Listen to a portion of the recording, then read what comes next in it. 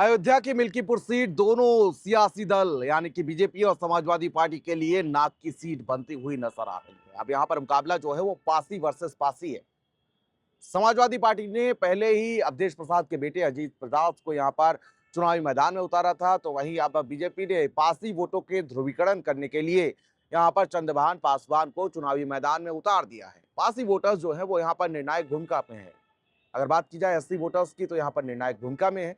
और साथ ही साथ ब्राह्मण मतदाता और साथ ही यादव मतदाता जो हैं, वो कहीं ना कहीं ये क्षेत्र जो है वो यादव और बाहुल्य और एससी वोटर्स के बाहुल्य माना जाता है।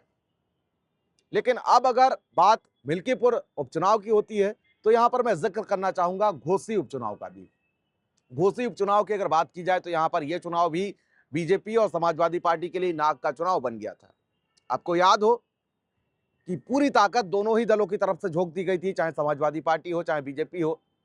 समाजवादी पार्टी की तरफ से अखिलेश यादव खुद चुनावी मैदान में उतरे थे, कई रैलियां की थी, यहां तक कि उनके चाचा शिवपाल यादव 15 दिनों तक वहीं पर रहे थे, कैंपेनिंग की थी, पैदल चलकर वोट मांगे थे, गांव गांव जाकर समाजवादी पार्टी के लिए वोट मांगे थे।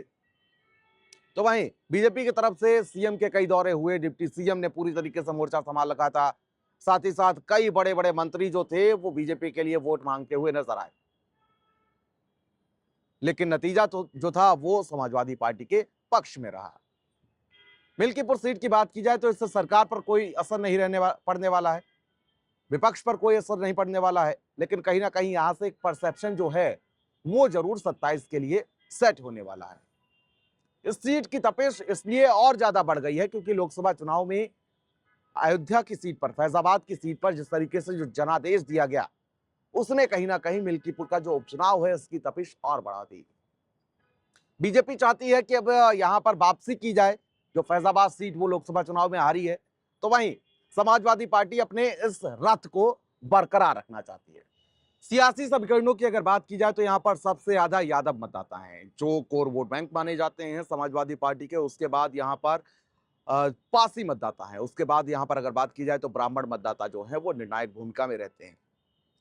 बीजेपी और समाजवादी पार्टी की तरफ से, दोनों की तरफ से यहाँ पर जो चुनाव है वो पासी वर्सेस पासी बनाया गया है, यानी कि जाहिर सी बात है जो पासी मतदाता हैं वो बटेंगे, यादव मतदाता जो सबसे ज्यादा यहाँ पर है वो इससे निर्णायक भूमिका में आ जाएंगे। और यादव तो वोट बैंक माने ही जाते हैं समाजवादी पार्टी के, एम बाई फैक्टर।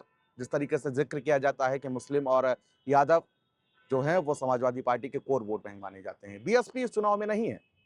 बीएसपी की अगर बात की जाए तो दलित वोट बैंक एक बड़ा फैक्टर रहता है, जो साफ तौर पर मायावती को सपोर्ट करता है, बीएसपी को सपोर्ट करता है।